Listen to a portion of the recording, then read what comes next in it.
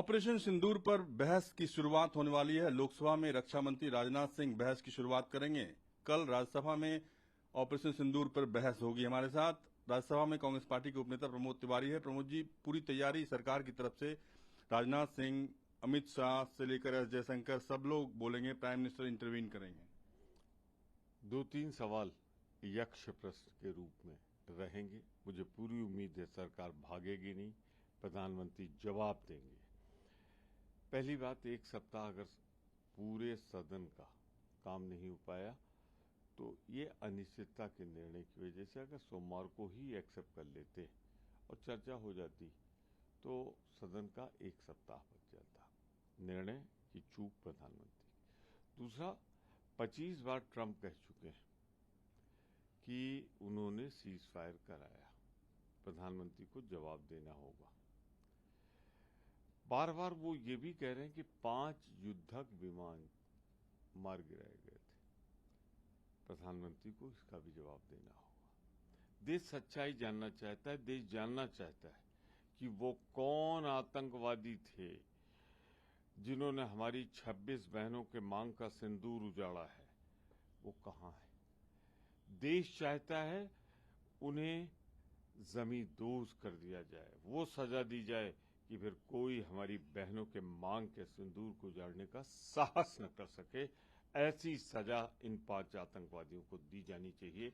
और अब तक ये सरकार, मोदी सरकार, पूरी तरह असफल है और इनका पूरा का पूरा फेल्योर है पहलगाम में हुई घटना।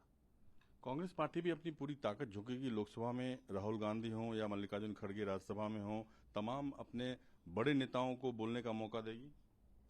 देखिए, ये हमारी रणनीति होती है, कौन किस विषय पर बोलेगा ये हमने तय किया है, अभी तय करेंगे।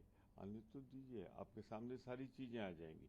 हमारा एक एक सदस्य, और मैं तो कहता हूं देश के सामने यक्ष प्रश्न है, क्या जो कह रहा है ट्रंप सही है, प्रधानमंत्री जवाब दे। क्या 5 विमान जो गिरे हैं उस पर प्रधानमंत्री जवाब दे।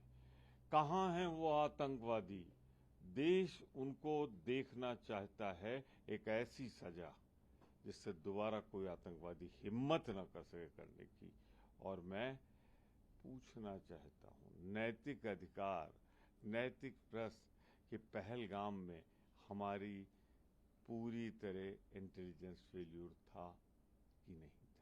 सरकार की बदइंतजामी, सरकार की सुरक्षा न दे पाने की जिम्मेदारी कौन लेगा। सर, एक सनसनीखेज बयान आया है पी चिदम्बरम, पार्टी के वरिष्ठ नेता हैं, उनकी तरफ से कि जो पहलगाम में आतंकी हमला हुआ वो आतंकी पाकिस्तान से आए थे, इस बात के कोई सबूत नहीं है। मैं सीधा सा सवाल, देश जानना चाहता है कि ये जो 26 बहनों के मांग का सिंदूर उजाड़ा है वो कौन थे, किस हिस्से से आए थे। देश में उन्होंने जो ये पाप किया है वो तो पाप यहाँ हुआ है ना, पहलगाम में। उनको सजा मिलनी चाहिए। देश इस सवाल का जवाब चाहता है, इधर उधर की बातों की बात नहीं।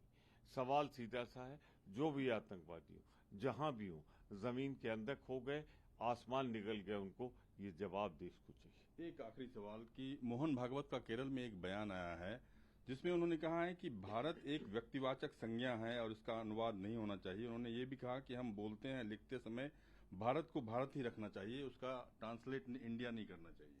मैं मोहन भागवत जी से कहना चाहूंगा, संविधान सर्वसम्मत से बना है।